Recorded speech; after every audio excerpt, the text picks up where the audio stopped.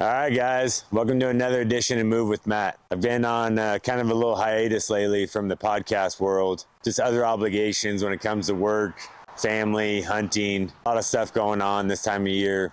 And with that said, too, I haven't had anyone wanting to do the podcast because of that reason.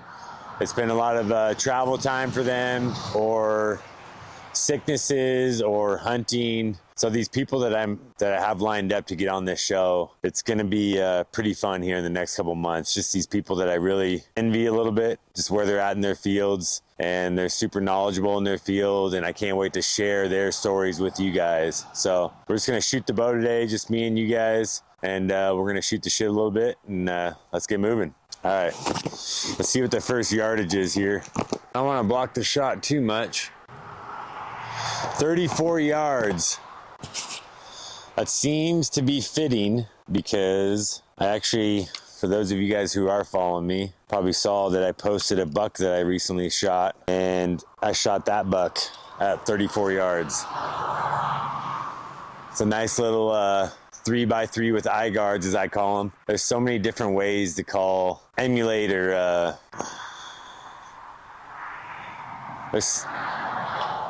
there's just so many different ways to explain a buck. It's tough that I grew up saying a fork and horn with eye guards, or just a fork and horn, or a 3x3 with eye guards, or just a 3x3. A lot of people will say an 8-point, which means a 3x3 with eye guards to me, or just 4 points on each side. A lot of people will just say a 3-point. So there's a lot of different ways to explain what a buck or a bull is. But when you hear me say it, I'm going to usually say a 3x3 with eye guards, the best way that I know how to explain it. So, but yeah, it was super cool. It wasn't the target buck that I was going after, but he was too good to pass up at 34 yards. So let's see if I still got it at 34 yards. Let's see if he's still, ooh, that looks like a bullseye.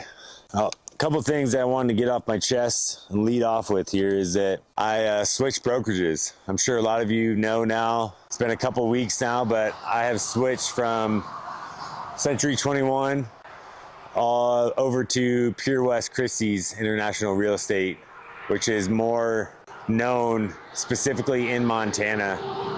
Sorry for the truck noise, but kind of right off the road here in a national forest spot. I like to shoot the bow, but yeah, so switched over to Pure West, really honing in on my niche, which is being outside, showing land and ranch properties, kind of all the details that go with those properties, because that's just what I love and what I know, as you guys know. So I'm super excited about this next chapter because these guys are killers.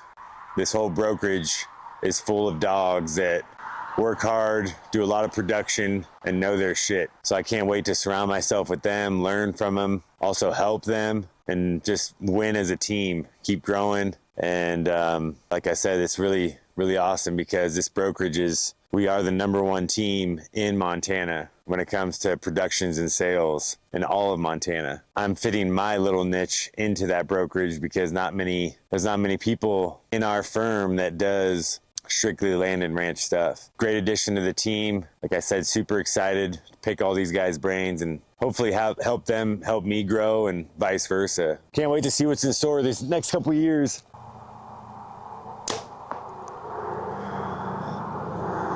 Man, bullseye. Yeah, so curious about what everyone's thinking when it comes to the market. I've got some off-market deals. I'll show you guys here as I'm walking up to it how my first 2 shots were at 34 yards. That way you actually believe me.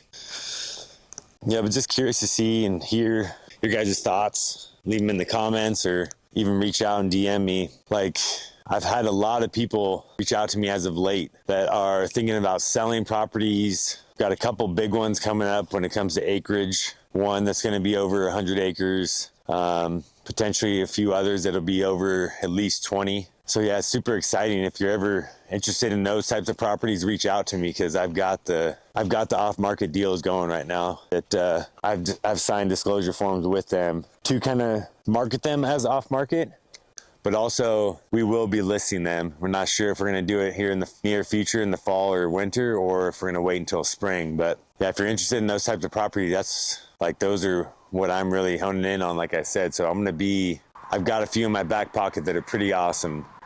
So interested, reach out. If not, you can wait until they're listed and check them out. We're going to stay at 34 yards here just because I want to get a few in before I go back a little bit. That one was a little right. But yeah, kind of going back to the buck situation, 34 yards, I actually put what I thought was a perfect shot on him.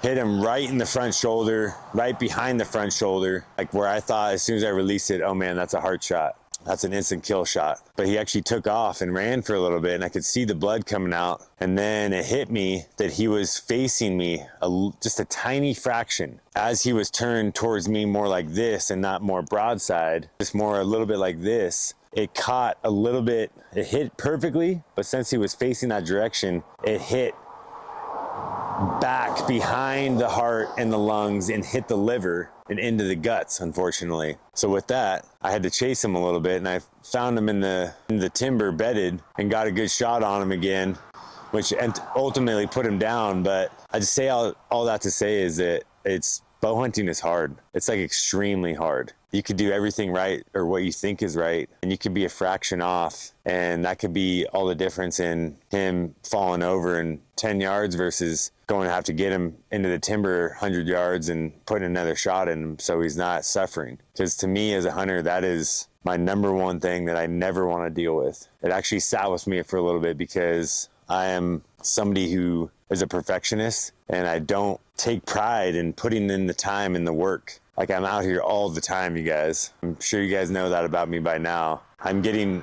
reps in daily. And if I do miss a day, I make sure I get in extra the next day. So I'm putting in the reps. And like I said, I knew exactly when I released that arrow, it was right where I wanted to put it.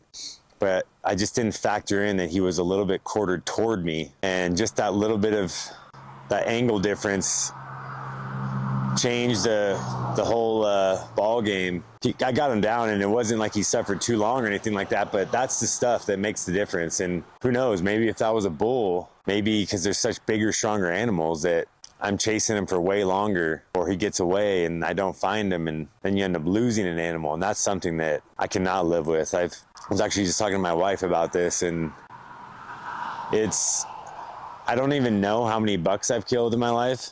It's not a crazy amount, but it's a good amount. I would say like around the 20 mark. And like I said, I don't know the exact number, but I do know ever since I've started hunting at age 14, I'm 36 now, I know the exact number of the ones I've lost, and that's 2. And I remember those distinctly, vivid memories of those days of releasing. At that time, those were rifle shots, and shooting them a little back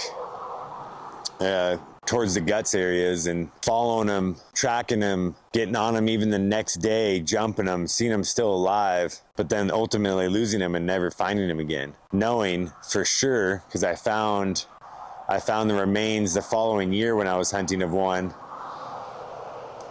that they were ultimately going to die. And that's the stuff that sits with me, because this hunting, a lot of you guys that watch my stuff are mostly hunters, so you guys understand this. But the ones that aren't hunters who are watching, it's not easy taking a life. It's not fun either. It's something that I do because, take that back, I do enjoy it, and I do love that aspect of hunting. I do it because I killed him on Saturday. I had him ground up on Sunday, that following day. So I cut up all the backstrap meat, packaged that. My buddy and I processed the meat, cut him up, ground him up, and he was in my freezer that night, Sunday night. So that next day, I had a full freezer of deer meat. And I say that to say that the next day, I think it was 2 days later, my wife and I made venison chili from that. And it was absolutely delicious. And it was exactly the kind of meat that I want me and my family eating. I know exactly where it came from. I knew exactly who processed it. I knew exactly what went into it. So it's as organic, as you want to call it, as it gets. And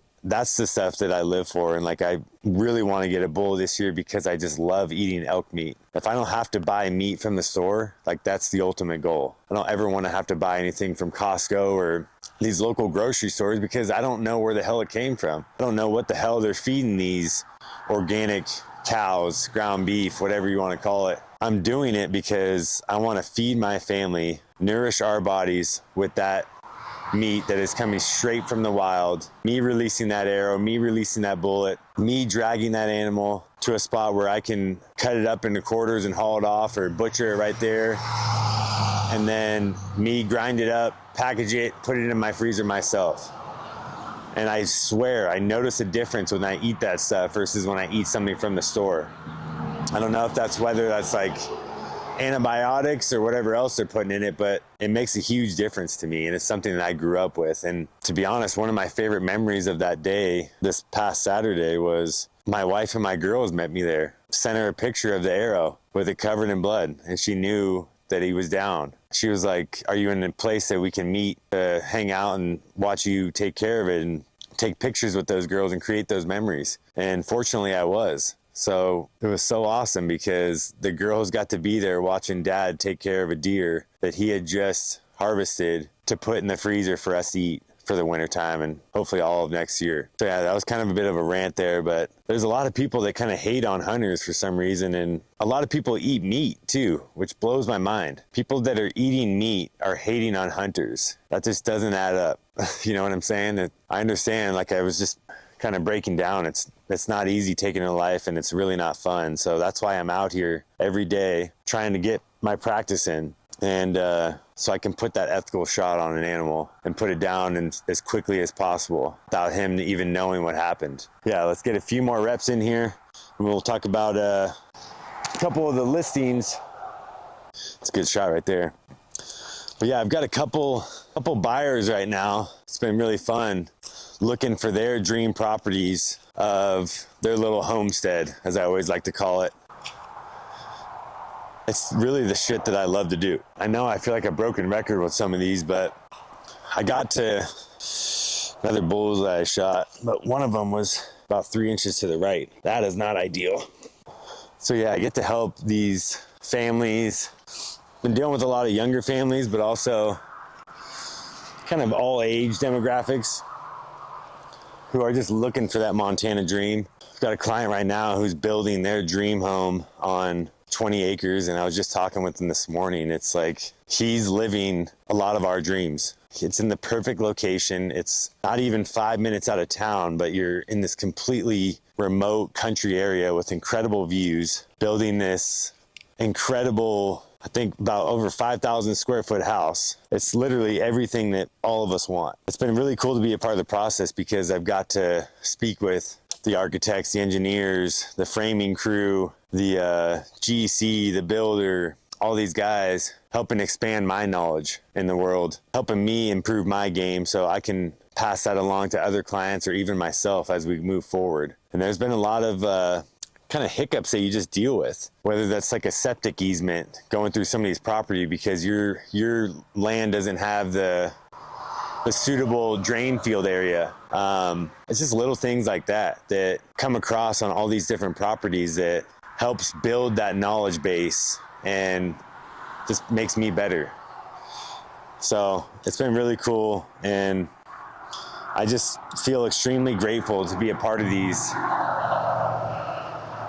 incredible projects, really, and then just meet all these incredible people along the way that are helping me build my network of each other out. You know what I'm saying? So I've met a couple framing crews, like I was just bringing up, that I really hit it off with, and I believe they're good guys and do really good work. So like if I ever run across another client that needs a framing crew or a general contractor, it's like I've got the guys. So that's the really cool thing about this job, is finding that network that you can pass along and build with your clientele, or share with your clientele, because you want them to feel safe with the decisions they make with the people that they hire. Because I've come across it with my stuff. It's like our renovation, we've dealt with a lot of trades, as you guys know, and you just learn real quick, like you can trust and who you can't. And I think the more I'm in this field, in this career, I just kind of get a sense of bullshit.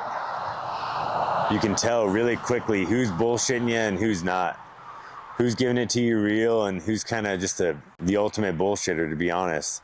Who's going to be honest when you're not there? Who's going to do what they say when nobody's watching? That's hard to find in this world, unfortunately, right now. And I feel like I've gotten a pretty good networking base there now with this business. And I've got a lot of good people that I'm surrounded with. I feel very comfortable sharing with my clients, like, hey, these guys will take care of you honestly, ethically, and they're not going to gouge you. It's been really cool meeting all these people and just being here in Montana. Like, I'm doing this shit right now. Like, this is kind of to end my day after work. I was just shooting some content for some properties, but it's just like we get caught up talking about hunting because rifle season starts this weekend. It's like a holiday around here. Most people, like, if that's what we're very transparent about with too, is like, if you need anything done during hunting season, you better schedule it early on, because a lot of us are gone. A lot of us are heading somewhere to go camping, hunting with the family and friends, and we might not be back for a week or so. That's what I love about this place, is that there's just so many like-minded people. We're all here to work hard, be honest, be true to ourselves, build a good, reputable name about ourselves, but also go play hard too and do the things that we really love. Hunting is such a tradition around here with family and friends. It's like, I play in a flag football league, and talking with some of the boys after one of our games last week was like, where are you guys going? How long are you guys going? Who's all going? Can't wait to hear the stories when you guys get back. It's like, that shit is so fun. It makes, like, there's nothing better than sitting around a campfire after a full day of hunting with your close ones, your loved ones, and talking about the one that got away, talking about the one you did get, talking about how you didn't see shit, but you're gonna go out the next day. It's like, there's so many things that makes it fun, and absolutely love it. And I know a lot of you guys that pay attention to me and follow me, you guys kind of have the same vision, the same dreams, the same mindset. Yeah, if you guys have any stories that you want to share of anything that you've killed or you didn't kill or whatever, like, please reach out. I just love that stuff. I love sharing those stories. Most of the times my clients and I are on the phone. I always make sure to get business over with first, within the first 2 to 5 minutes, whatever we're discussing. That way I know we're going to dive into the hunting or what's being seen on game cameras or all the other fun stuff. It always ends up being like a way longer conversation than needed because of those stories. Yeah, I don't know. It's just something that it's like instilled in me. And that's why I love this so much. And I think this is why I do this, is I just want to kind of share my story and who I am with you guys, because I want you to feel the genuineness and also like the trust behind it, of like who I am, what I believe in, what I stand for. I know we share a lot of the same values. So those are the people that I want to work with, because I have come across a few people that, I don't know about you guys, but us real estate agents, we get a bad name attached to us. There's a stigma attached to us, and I would say actually for good reason, because there's a lot of people out there just trying to make a buck. And I'm going to share a personal story with you guys that just happened yesterday, actually. One of these off-market deals that I'm trying to deal with. I've been talking with the selling agent on behalf of my client, saying, hey, what's he thinking price-wise? Long story short, my client, I didn't communicate very well with him because I had talked to the other agent so many times since the last time I talked to my client about it, because we hadn't really gotten anywhere. He was like, okay, well, let's submit an offer at this. And I was like, well, no, they're set at this price. And he was like, oh, I thought they were at this price. And I was like, no, this is their price now. And he was like, oh, okay, well, I didn't hear anything about that. You haven't told me since the last time we talked. After we hung up the phone, it just sat with me of like, oh man, like, that was my fault. I didn't communicate as best as I could with him, who I ended up reaching back out to him and saying like, hey dude, to be fully transparent and honest, and I need to get this off my chest. Like, I hope you know that I always have your back, and I am never going to inflate a price or make you overpay for something because maybe I'll get a higher commission or whatever the case is. Like, that is just not who I am. Like, that's not how I roll. It's not what I believe in at all, because he is one of my best clients, one of my good friends. And I just wanted him to feel and know that from me, because it was like weighing on me, because we have such a stigma attached to us that it was just bothering me so much. that I had to get it off my chest. And he was like, oh man, I appreciate you saying that, but you never have to say that to me because I know who you are. I know you would never do that. That's the kind of stuff that I hope that all of us are doing, is being 100% honest. Like I did, lead it off with like, hey man, I did screw up. I should have communicated this better with you because I maybe left you in the dark a little bit about this. We had talked a little bit more about price, and that's what they're thinking, to move on from it. And I don't know. I just want anyone that works with me to always know, like, I am never here to make an extra buck off you. I want it to be the best, smoothest, seamless, most efficient, easiest transaction you've ever had, like stress-free, knowing that I am doing everything in my power to have your back. And you know that, like, you know that I am never going to be shady, never going to put you in harm's way, make you overpay. Like, we are going to do all of our due diligence. We are going to sometimes even overthink some things just to make sure we cross our T's and dot our I's. And yeah, I don't know. I just had to say that to you guys because I want you guys to know, not even if you don't use me as an agent, a broker, it's like, I want you guys to feel that in your agent. So when you're doing interviews, or even if you have an agent right now who just feels like, well, I'm actually like maybe on the back of his list, I'm not a first priority, those types of thoughts. If those thoughts are there, we need to do something different. Maybe you need to interview more agents or move on, but that should never be the case with the person you're working for that is ultimately help you make one of the biggest financial decisions of your life. Like, they've got to be in your corner 100%, and you know that they are going to stand up. Hey man, this actually doesn't make sense for you right now. This isn't going to benefit you in any way. This is going to hurt you in the long run. Don't do this. And it might stop me from getting a big commission check. I believe in you helping. I just believe in good karma. So if you do the right thing, it's always going to come back to you. So I've told many clients of mine who, especially I would say, are out of state and not on site, that are looking for certain properties, and they're like, hey, I think this is the one. Will you go check it out for me? Let's do a tour. And they're all super excited about it. And I'm actually like kind of the Debbie Downer a little bit and saying, hey man, this isn't it. Actually, as much as it looks cool on the listing and the videos and photos, it's missing a few of your key things that you're wanting. And I think that if you wait, maybe you can find it for a better deal somewhere else. So I say all of that to say, I hope you guys, as the customers, the consumers, the people buying, are doing your due diligence when it comes to hiring somebody that you know and trust. And do those interviews. Like, don't just hire your friend or your cousin or your brother or your sister, even if it hurts their feelings that you didn't hire them, because you know, hey, they're probably not going to put their best effort in. Or hey guys, so as you can see, I'm still learning a lot over here. There's a watermark on the entire podcast. Still trying to figure out the whole editing thing when it comes to long form. And actually, this podcast was supposed to be about another 30 minutes. And I was talking to a camera that automatically shut off. And unfortunately, the last 30 minutes that is not on the podcast was probably my best 30 minutes of the entire podcast. So I'm going to get better here. And I appreciate you guys watching. And I will provide a ton of value as we go along here with incredible people that are in the field who I just want you guys to learn from. And I'm excited to learn from. So just keep watching. Stay tuned. Appreciate you watching, and until next time, keep moving.